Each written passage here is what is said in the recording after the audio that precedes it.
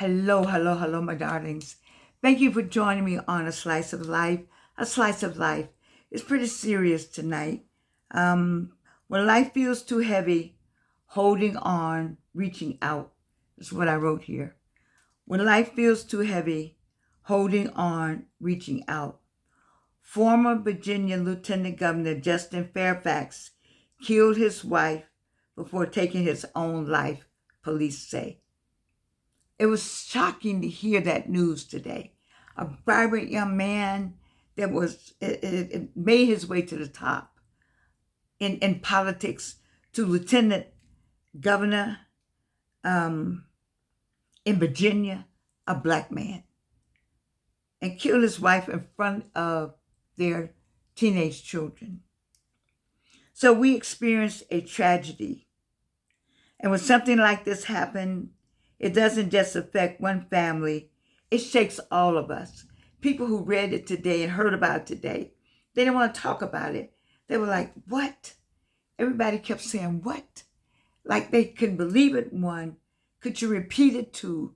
Are you sure you're saying this happened to prominent people? Here he was a former lieutenant governor, and she was a dentist, on the outside looking in. They had achieved some of what we talk about when we talk about being on the journey, successful journey, educational wise, political wise, moving up, so to speak, going to medical school so you can be a dentist. How she must have thought about that. How he must have thought about how he was going to be the governor one day, or working his way through school to get to where they both had received. To some of us, they were at the top of a game, the A game, maybe not the game, but at least at a prominent point. And so in moments like this, we don't come with answers. We come with care. We all had some care in our hearts today. We all questioned what? We all wondered. I wanted to say, wasn't there somebody to talk to him? But I would venture to say that someone had spoken to him. He maybe had spoken in code to someone. And it just didn't happen overnight. Things happen and fester. They were getting divorced in the same household. And so they didn't separate first. The papers were coming while you still in the midst of. That's trouble.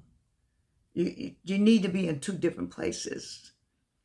And some of this they may have seen coming, but couldn't believe it would be this bad. We don't know because both of them are gone. Those children will remember that as traumatic on their lives, and the families and people who were there for them,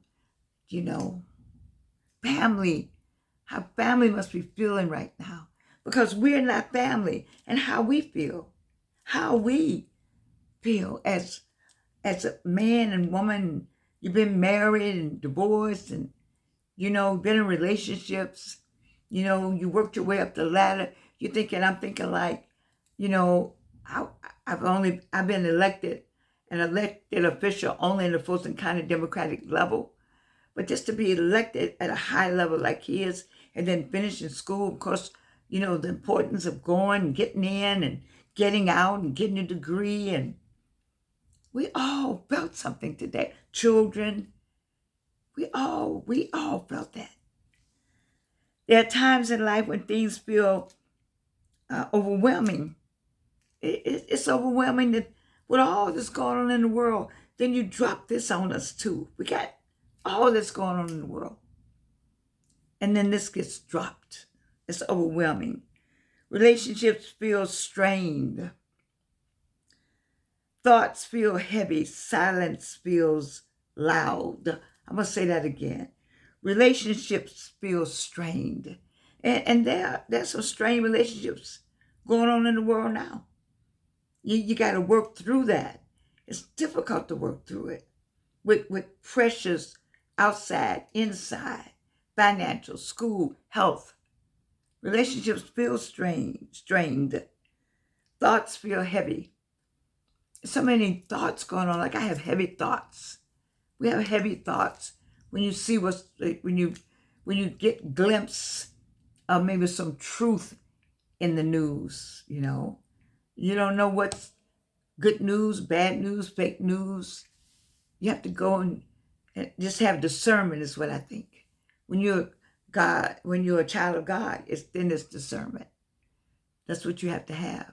That's because that's all you have. And then silence feels loud. You just get quiet and you can feel the weight in the quietness. People are carrying more than we can see, and that's so true. You get the way people are acting out in public. They're carrying more, and this is not about blame. This is about awareness. People are carrying more than we can see. You're talking to people, and you're at the work with people, and you're on the train with people, on the bus, on public transportation, in the Publix, in the grocery store. You don't know what's going on with people. That's why I started having a different attitude about what people have on and how they act. You don't know what's going on with them. You don't know what's going on in their households, what's going on in their heads. I don't know. We're living in a time where people can be surrounded and still feel alone. That's so true. Be tons of people and you feel like you're by yourself. You have to work through that.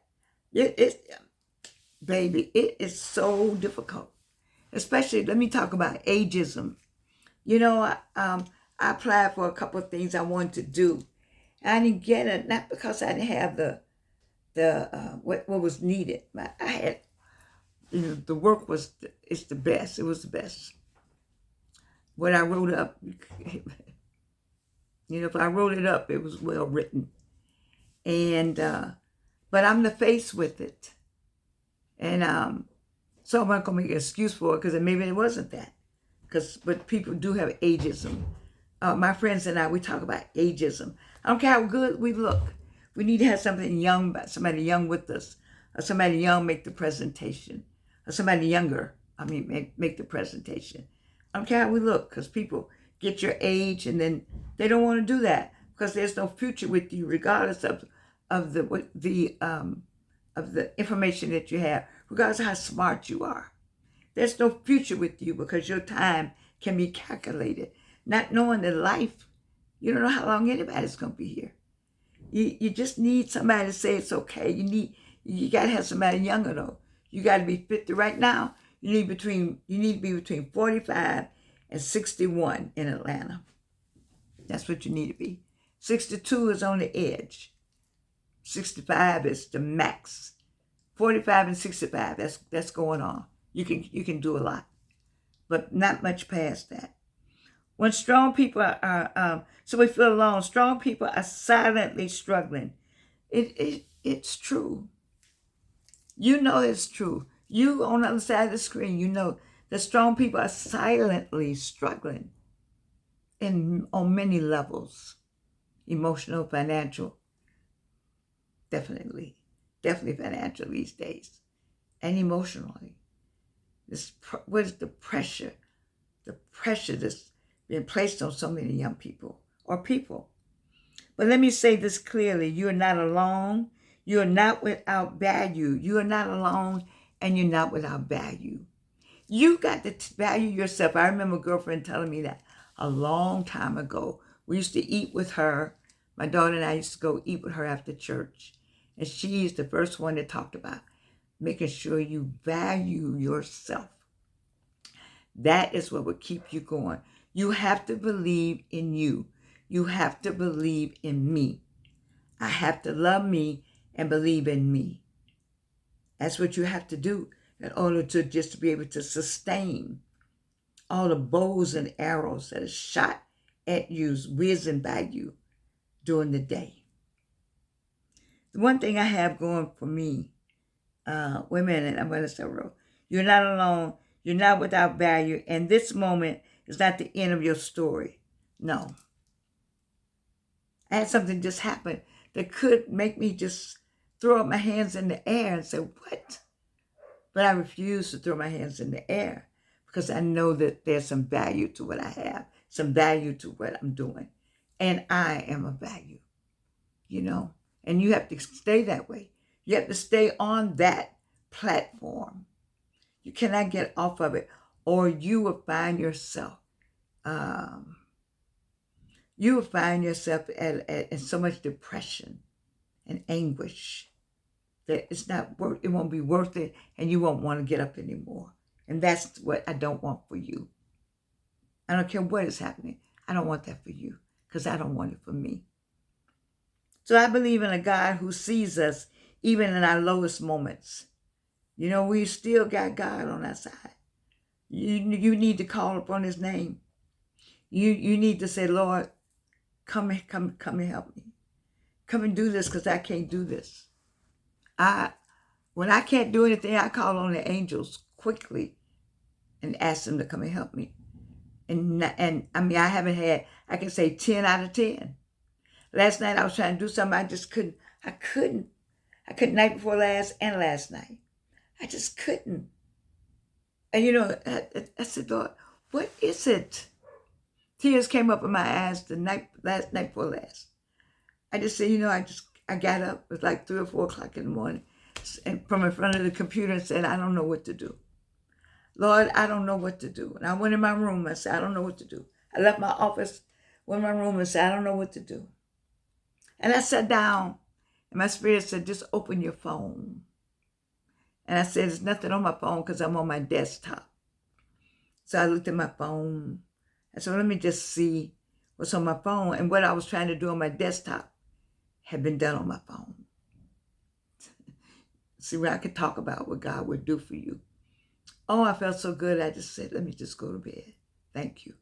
Because I couldn't do it. I asked the angel to come and help me. And the same way with last night, I said, I need to do this. And it was done. So that's all I have. That's all I need to have, though. I call upon him. And so a God who understands pain, confusion, grief, and silence. You have a God that understands all of that. You got to just know it for yourself. At this point, you're 45, with this show, you're 45, most people are 45 and older. You already know about a God that understands pain. You already know about a God that understands confusion. And you already know about a God that understands grief and silence. Silence sometimes is deafening. Because I said, Lord, do you hear me? Where are you, Lord? Where are you? I need you. I need you. You know, I know. I'm going to say, I know this. That help that I need. I know it's there. And even when you don't have words, God hears what our hearts cannot say. Our hearts say. Our heart is there. He reads the heart. That's why David he loved David. David did some stuff David wasn't supposed to do, like Georgianne does some stuff Georgianne wasn't supposed to do. But God knows my heart has always been with him. And then I don't want to die like David. Now, David, if I remember correctly, David had God's heart, but David had a rough ending there. I'm not trying to have that ending, David. Hello, Lord. But he did have God's heart. He knew. He knew. So today I'm asking something simple, and that is, see, I don't want to do that. I mean, how can I say, check on somebody? Who checked on that brother and that sister? Somebody had to know something. I don't know. I don't want to point fingers, but you check on somebody. I have people who call and check on me, and I thank you. They say, I'm just checking on you. How you doing? I haven't heard from you. You need that sometimes. I need that phone call that said, I was just thinking about you. Like I have a good friend in Chicago named Franklin. And Franklin will call and say, I'm just checking on you. How you doing, girl? And he doesn't know how I'm just to know that somebody just way somewhere else saying, I wonder what she's doing. Just good friends. You need somebody to call and just say, how you doing? What happened to those good friends? What happened to that person that I think should call and check on me? that has not called and checked on me. Then you know that when your people don't call and check on you, then they didn't have your interest at heart anyway. They weren't thinking about you, not that. And so, you still got to stand on on what you know the Lord has done for you. Amen. Amen. So check on somebody. Call. Don't text. Because the phone, don't text anybody. Call them on the phone. Have a voicemail. Sit with someone, even if they don't have the right words. Just sit with them. Sometimes people just want you to just come sit. I told you, that person, I just want to sit in a room. And we don't have to talk. I just want to sit in the room. You got somebody you just want to sit in the room with? Just sit in the room. You don't want to have to say anything. Just want to sit in the room with them. So please reach out to somebody. Because we don't know who knew these headlines were going to be today's headlines. This day before yesterday, they were alive. Day before yesterday, she and he were working on something. Day before yesterday, maybe she was cleaning somebody's teeth. Day before yesterday, the children were in school.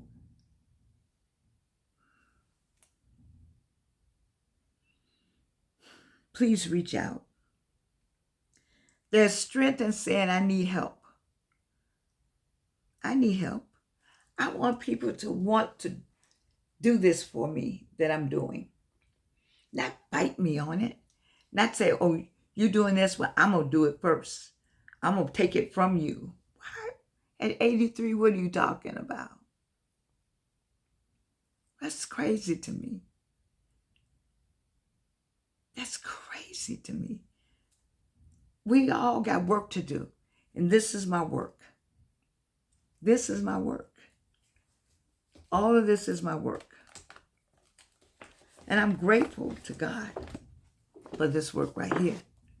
This right here took some doing. This is 300 pages of just how to do it, how to fix it, how to get it, how to get this where I wanted it to be. I had to go through all my old stuff. Whew.